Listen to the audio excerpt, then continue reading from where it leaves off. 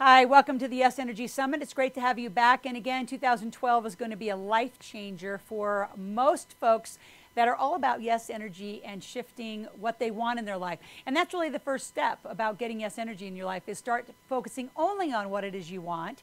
And there are no excuses about why you can't have it when you surround yourself with the right people and right environment. This summit is a big piece of our Yes Energy book launch, in that we're bringing 44 world thought leaders, amazing people, men and women from all over, have had extraordinary adventures, experiences, obstacles, challenges, and how they generated Yes Energy, live it, and have just done extraordinary things. And today, my guest, Allie Brown, I haven't seen her in years, so I'm so excited that she's come as part of the summit and being a part of this. And Allie, welcome to the Yes Energy Summit. Thanks, Laurel. It's great to be here, and congratulations on just everything you're doing. I mean, you're changing so many lives, and it's a great time to be out there doing this kind of stuff, because people needed this, especially this year. They do, and I'm so glad you're here. Now, Allie, people have come from all sorts of places to be in the summit, and those that have not heard of you, tell the folks that are watching in this interview, what are you best known for in the world? Well, let me give you a quick, short story of how this all happened, because I want people to know that, I'm not like Moses coming down from the mountain like I'm some business expert. 12 years ago, I was in my last job. I just got tired of being told when to show up, when to leave, how much I was going to make, and I thought I'd try working for myself. Now, I didn't know anything about business or marketing. Really started off just day by day, going out, just begging for clients, begging for work. The turning point for me was the internet. And I had a hand-me-down computer from my younger brother, and I started a little email newsletter with 10 people on the list, count them 10, including my parents and my cats. And that little newsletter started marketing for me. People started asking, how are you getting clients from this newsletter? So I decided to create an ebook that was teaching people how to make money with email newsletters. And then from there on, I got the computer and the internet bug. I started creating courses, programs, and today, Business News Daily calls me the entrepreneur guru for women, because I really specialize in helping women start businesses that are passionate for them, how they have a purpose behind it, but also make the money, because we can't forget about the money part. That's the whole empowerment. And I know that's what you're all about, Laura. Absolutely. Not that you're all about the money, Laurel, but come on, we are. Well, we're about the money, but you got to love what you're doing. That's what needs to be taught so badly, right? Exactly, and you're doing so well. Let's talk about just talk about some of the tough times for you, Allie, because, 12 years ago you started. During that 12 years, has it always been easy? Have you had obstacles, challenges, days where you just say, I don't have any more energy for this anymore, I'm just going to lay it all down? Give us one story where it was really tough and that you use some of what I call yes energy, but it's really this attitude, this commitment to being successful, and how you use that to get through it. And when you're an entrepreneur, you have to think this way. You have no choice, because you're part of this 1%, and you now have to think differently than the other 99% out there. So you have to be in this mindset all the time. And I remember there was one story, and I hated to used to tell it, and finally people said, you have to tell the story, when I couldn't take out $20 from the ATM. Now, this was the first year I started my business. Everyone around me is telling me, I'm crazy. My parents are telling me I'm crazy. I didn't even tell my parents I quit my job for a few months. This was a whole new world to them. And there was one day I was waiting for a check from a client, went to the ATM. My balance was $18.56. I will never forget that number. It still makes me feel sick when I think about it. But I wanted to work for myself so badly. I was so in my yes that I just still made it happen. I had some cup of noodles for dinner and I moved on, right? And when you are so in love with freedom, and my number one value is freedom, I know everyone's values are different, but mine is freedom. When you are living that value, all kinds of stuff's gonna come at you from all directions, and you have to be ready to stay in your yes. And there are still times today. I tell people say, oh, it must be easy now. You have this multi-million-dollar company. And I'm like, just more zeros, man. Just bigger decisions. More stuff going on. There's always days I'm scared. There's always projects or leaps that I've made that I feel like I probably have stretched a little too far. But you just have to stay in the place that, for me, I really like not having a plan B, because that always keeps me in my yes. I love that. Now share with the folks, because there's people, again, that have, we've had 5-time world cage champion, people on. We've had actors and actresses and magicians and musicians. We've had all sorts of flavors of people on. So Wow. not everybody's been in our industry. Not everybody's been in the success space. So I want you to talk about why people need to have passion to not only say in their yes, but to be successful. It's extremely important because when you start working for yourself, especially, and I'm going to talk about owning a business because this is my thing. Yep. You have to keep going when times get tough because you will get bumped around. This is not like everybody else going through life like zombies in a job, year to year, just following directions. You are suddenly in charge of every decision you're making, and a lot of people can't handle that. So it is incredibly important that you bounce out of bed every morning and you are linked to a passion or purpose that is the reason that you want to get out there and help people, the reason you want to start your business. For me, my yes is helping women empower themselves by becoming entrepreneurs. That gets me it makes me, your topic should be so passionate that it makes you cry. And often when I talk about it, I do get very emotional. When I'm on stage, I often will cry, sometimes in interviews, because it's so, so important to me. So if you are starting a business, there is likely a way to make money with some type of passion or purpose that you already have. I've coached people, for example, in areas who they've started businesses and made money with topics like raw food, weddings, things that you may not have thought that they could make money with, but there's always a way. You may just have to be shifting the business model and staying in that positive mindset. Yep. And I did not come out to become a success coach. I never wanted to be a coach or guru. This wasn't what I wanted. I just wanted to start a business and work for myself and not have to be told to show up at 9 and work as late as 5 and where and when I had to show up and all those rules. I just wanted the freedom. What happened is that women started seeing what I was doing, probably much like you, Loral, and they're like, well, how are you doing this? Right. Tell us how to do this. We want to do what you're doing. And then you're looking like, oh, wow, you think I know what I'm doing? I guess I know more than you. And that's how this all started. Yep. And when I made my first million, which was in 2006, that was my first $1 million year, I then decided, you know what, I'm doing nothing but teach others. I love this. And it's such an incredible time for women right now because we're starting nearly 3 times the businesses than the national average rate. Yep. Women now are more than half the workforce. I mean, we're really starting to balance things out, and it's such an exciting time for women to really step into their yes. Well, and I think that there's a lot of women who need to come join this millionaire business ranks, not just being a millionaire. Because I know lots of women who, in their funny way, that said, they divorced to their millionaire status. I'm talking about growing, right? I'm talking about growing a company, and there's so many women. You see it like I see it, where they hit that 100,000 or 200,000 mark, where they're the extra income in the family, and then they just kind of go on cruise or lay it down. And there's a lot of women who are really behind the men who are right there at those millionaire companies, and it's time for more women to have millionaire companies. Only 3% of us women run $1 million companies. So it's time. It's time. And here's the thing, it's not that hard. You just have to, no question, you got to want it. You've got to want it. And the reason surveys show that many women don't want to go for those big numbers is they think it's going to impede their lifestyle. I want to offer you, Loral, as a great, a testament to that. It doesn't have to. I mean, you have how many, do you have 2 kids now? I got a 5-year-old and a 12-year-old. Yeah, and I mean, you travel, you have this great, amazing life, and I'm sure you are not working like long days all the time. You designed a business to fit who you are, and that's why women love business and love being able to work for themselves and craft a business that suits their lifestyle. And it can be done, and you can make big bucks. Why not do this? Yep, I agree. Now, Allie, talk a little bit about your connection to Source. Spirituality is my highest value. I unveil the whole thing in my book, Yes Energy, and talk a lot about how it leads my day, it leads my life. That's great. Talk about your connection to Source and why it's critical, not only as a woman, but as a business owner. Well, I believe, no matter what your faith, I think we all have to agree there's some type of higher power going on. If we're the highest power in the universe, then we're in trouble. Okay? There's another force at work right here. And I'll tell you a little bit about just my personal faith. I was raised a Christian, but, became more aware of all these different faiths and religions and the universal energy all in probably the last 10 years, because I found also I needed to fuel myself. I needed to tap into something greater than me.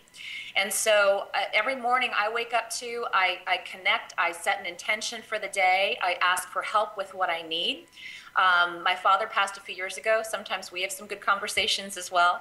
And it's a critical part of what I do. And it's interesting. I'm glad you're bringing this up because so many women thank me when I do bring it up because it's something that we're not comfortable often talking about. But but the great thing is we have so many ways to do this. And some people do it through, you know, walks on the beach. Some people do it through prayer, but we have to absolutely connect to that source energy and use that in our life, use it in our business, because that's the fuel behind everything we do. I mean, it's where we come from. It's in us. It's around us. Why not use this to further our success? Absolutely. And there's so much of, you know, we haven't been on stages together for a long time. We're going to do it this year. I'm just going to commit that out loud as an intention for us, because we do so much of the same, you know, work and intention, and we do it differently. So they're going to learn a lot from both of us. But so many people, you know, they'll say, how come you never have a script? How come you never, where's your stuff that you need to refer to? And I said, it's all right here, you know, and I know you, you channel that same way, which is it just keeps coming when you're on purpose, when you're on passion, and you're doing what you want. And all of you that are watching, Allie and I have this conversation, you know exactly what we're talking about. You just have to choose your yes and choose your time. And boy, what a great year. I mean, we're still in a recovery year of the recession, depression, so there's still business deals. You can buy businesses, real estate, so much stuff's cheap. It's so awesome. It's such a good time. So Allie, talk about the systems that you've used to save energy and time. You know, as a single mom, people, again, thank me for just modeling how to do it as a single mom all the time. So these efficiency systems, I call them, you know, how do you really get, you know, 48 hours in 24? What do you do? You know, it's great. At my last event, our MC actually commented me behind the scenes. He said, my God, you have systems and people for systems and people. I said, yes, we do. It's taken a while to get here. But, you know, when I first started my business, the biggest mistake I made was running around by myself trying to do everything. I remember there was one day that I went to the post office to get stamps, mail a package. I dropped off a promotion kit to a possible client. I was running around, got back at the end of the day, and I realized I had missed a deadline for a client because I thought I had to do everything. And that's when I realized I needed to learn a big word. It's called leverage. And so looking at how you spend your time, what your time is worth, and how you can delegate, automate, or delete any of these tasks that you're doing to free yourself up to work on the money game and really be in this place of creating income for yourself and the business. And I don't know about you, Loral, but I was real guilty about this at first, about hiring help. I think women do this to ourselves. And I remember, for example, the first time I got a housekeeper, which I just had to because I'm a terrible housekeeper. And I wanted to spend that time growing my little business. So what I decided to do is when Rosario, who's still with me today, when she would come over those 3 hours a week, I would say, I'm using this time for revenue generating activities. And that took the guilt away from me and made me more productive at the same time. And one of the most magical moments I learned about hiring and the power of this is when I bought the house I'm in right now. It's a 4,200 square house right here at the beach in Marina del Rey. And Rosario, I brought her over, and she's funny because she's moved with me from the 1-bedroom to the 2-bedroom to the condo. And then I brought her to see this house, and she said, oh, Miss Allie, this is going to take a day, not just 3 hours. But she brought her daughter over. And I said, oh, it's great to meet your daughter. You know, did you bring her to help you today? She said, no, I want her to see what a woman can do in this country by herself. And I then realized how much I was helping the people I was hiring and how it's the ripple effect. And women, we can help other women by hiring other women. You're empowering them. I have a team of 8 people now. Almost all of them are moms. They all work from home. And we don't work Fridays generally. Sometimes in a deadline we all work. But we have the power to create this amazing life and this change for more than ourselves. And I think it's important for women to link into that because we have a little guilt thing about sometimes being successful just for ourselves. And so it's great you can use the business to help others in so many ways. So that's just one of the systems that I teach, but it's so important to look at how you can leverage your time and get help. Well, and don't you find, I think women, I don't think they price right. They price low. I'm constantly moving my clients' prices up, getting rid of free things they're doing. I was on Hay House Radio yesterday doing a Yes Energy radio show, and I don't know how many women called in, and they said, well, I've been doing this thing, whatever their thing was, for 5 months, 6 months, 3 months, and do you think I should charge yet? Oh, God, yeah. Do you think you should charge yet? And the thing, I'm like, why aren't I making money? Yeah, so why you're not making any money? Because there's such this, I have to test it out and test it out and test it out and make sure it's perfect before I would put a price to it. So again, it's just inviting women to do what men have done for decades, which is charge for what they're worth. You know what, too? I want everyone to know this. I have never been completely prepared for anything I've ever taken on. Never. And I want women to hear that. I have never been completely prepared for anything I've taken on in my business, when I go on media, anything. And do I flub up sometimes? Absolutely. But motion beats meditation. I'm big on attraction, but you have to take the action. And this is where women awfully, you know, I'm not here to like tell women all the things they're doing wrong, but it's interesting. We do work differently. I'm glad you talk about this, Loral. And we often do underprice because it's something weird about that. Like we're putting a price on ourselves. There's a self-worth issue that comes up there. Yep. And then I want to go back to one thing you said, because I speak to this a lot, and probably more last year than ever before, which is the people who work with you, not for you. I always say with me. The team at Live Out Loud is quite large. We're in Australia now. We have San Francisco offices, Tahoe, Carson City have 4 offices. I know upward of 50 plus people are on our team, and they're families. And I think people forget, like, who's working for you? And it's like, no, who's working with me? Because that, maybe it's one paycheck, and in some situations, 2 or 3 people in the family might work on, on our teams. But those families get their lives supported, motivated. It's where they get to come and, spend a huge part of their life. So I think that a lot of women don't realize that, I always say I'm supporting, a lot of families support this ship called Live Out Loud to keep moving down, downstream, upstream, whichever way we're going. And I think that's really important, because women do have this weird thing about bringing on team. I didn't have the guilty factor, because if you recall, my beginnings were with Bob Proctor, who hammered it in my head early on. So since 21, I've had a housekeeper. I was too scared to not have one, or he'd fire me. Like, he's going to fire me from my mentoring program again. It's like I couldn't do anything right. I was doing everything so wrong. But I'll tell you, it was like those huge startling shifts that have you just change. And then you look back and you think, oh, I couldn't live without my team. Yeah. They're so much better. They're so much better. So much. They're amazing. Yeah. Yeah. I want to talk about fueling activities. You and I are so aligned on those activities. So share your fueling activities. And then really specifically, what can the folks that are watching our interview, because I know a lot of them are saying, well, that's you and that's Allie, and you guys are successful and you've already done this for a while. But if you've heard both of us, we both had very humbling beginnings. And we both did this very quickly. I would say mine's only been 8-10 years that I've been in this run as well. And yours sounds like you're going on your 5th, 6th year. So I want to just highlight those years, because people who watch, we're not in the 20-year crowd and 30-year crowd and gone bankrupt crowd. I mean, that's just not our path. That's not what we chose to do. But I can promise you, where you're about to talk, these fueling activities, is a big part of it, is choosing what's really, really important. Yeah. So one of the best new hobbies I have that I love is I got a stand-up paddleboard. If you've never seen, I should have brought it into the office. It's in the garage. It's a giant surfboard that you stand on and you paddle out in the ocean. And I first learned to do this when I had the privilege of being on Richard Branson's island in the Caribbean. That was amazing. Yep. And I bought a board here, and I go out in the ocean, and the magical moments for me are when the dolphins start following me out there. And I just the tears flow, and I tell people, like, that's my church. When I am out there, I am so tapped in. So those fueling activities for you are what I would describe when you're kind of in a flow or in a zone. It could be, for me, I have a hard time sitting still and doing meditation. I imagine, Loral, you may have trouble with that as well. Yeah. I need to be in motion. So it could be a run on the beach. It could be paddling on the ocean. It could just be like a sunset walk, but something that is where I'm connected. And that's where I get the big ideas. Let me tell you, I don't often get a big idea sitting at my desk here. Rarely. It's when I'm out on the beach. It's when I'm having fun with a friend. It's where, and I have a little trouble because I love what I do so much that I actually do try to schedule time for those things. So 2 days a week, I have what I call my free days. Tuesdays usually, and Fridays, where I don't have a schedule. And I can work on projects and things kind of as I have my energy and my flow. And that leaves me unscheduled time that if I see that the water's great out there, I head out and I don't have to wear a watch.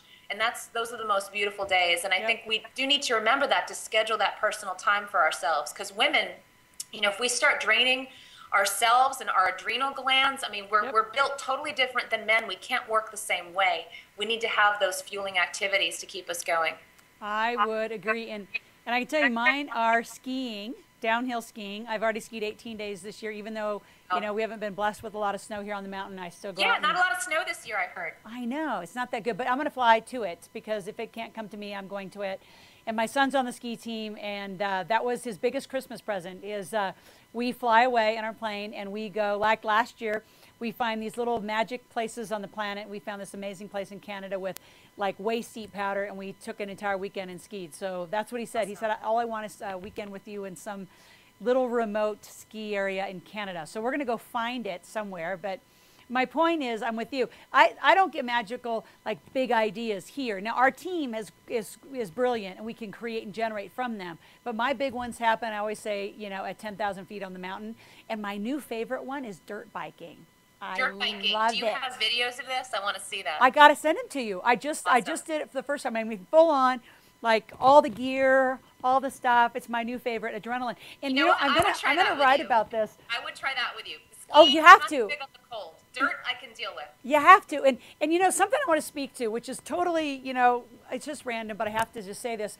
The reason I like those extreme sports is it does one thing, and I want you to share this about your fueling activities, because for me, the activities I choose are so adrenaline rushing and kind of risky that there is not one cell of my brain or body that can focus on anything in that moment but the chute I'm going down, or like in dirt biking, or this amazing, you know, rock bed that I'm taking this motorcycle down.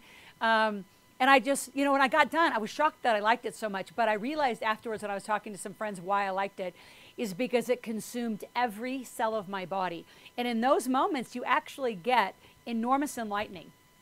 So I'm curious if that happens to you, or is yours more of like a relaxed space where it just comes? You know, the paddling is interesting because the paddling, it's more zen. It's a great workout, but zen at the same time. But I know what you mean. I think it's important.